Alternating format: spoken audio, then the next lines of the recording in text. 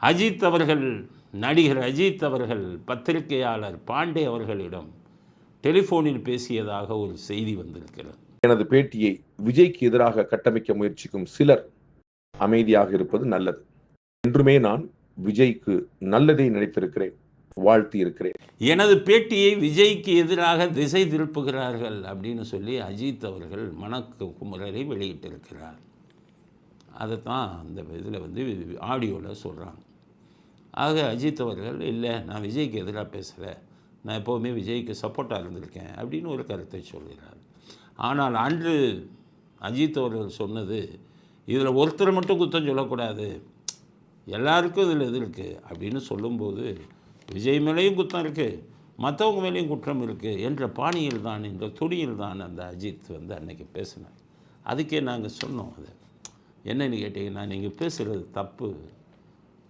Cinema கலைஞர்கள், அரசியல் தலைவர்கள் இவங்கெல்லாம் மீட்டிங்கு போகத்தான் செய்வாங்க, ஊர்வலத்துக்கு போகத்தான் செய்வாங்க, ரோட் ஷோவுக்கு போகத்தான் செய்வாங்க. அவர்களுக்கு இது வந்து பாதுகாப்பை கொடுப்பது. எத்தனையோ பேர் பார்த்தீங்கல்ல, அனுமதி கொடுக்கலன்னா ஹைகோர்ட்டுக்கு போகிறாங்க. ஹைகோர்ட் என்ன சொல்லுது? உடனடியாக அனுமதி கொடுங்கள், ஊர்வலத்துக்கு அனுமதி கொடுங்கள், பொதுக்கூட்டத்துக்கு அனுமதி கொடுங்கள், மாநாட்டுக்கு அனுமதி கொடுங்கள்னு சொல்லி உயர்நீதிமன்றம் கட்டளையிடலாம்.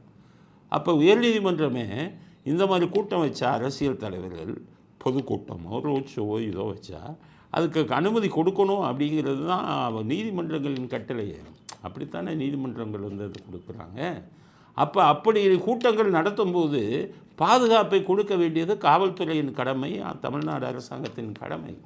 அதனால தான் நான் சொன்னேன், அதில் வந்து நீங்கள் ஒரு ஆள் அந்த அந்த நடந்த பிரச்சனைகள் எப்படி நடந்ததுங்கிறது இப்போ நம்ம பேச முடியாது. ஏன்னா அது சுப்ரீம் கோர்ட் வந்து சிபிஐக்கு அனுப்பிட்டாங்க, சிபிஐ விசாரணை பண்ணிக்கிட்டு இருக்காங்க. அதனால் இப்போ அதை பற்றி பேச முடியாது, அது சம்மந்தமான வழக்கு தான் ஏன் மேலேயும் இருக்குது.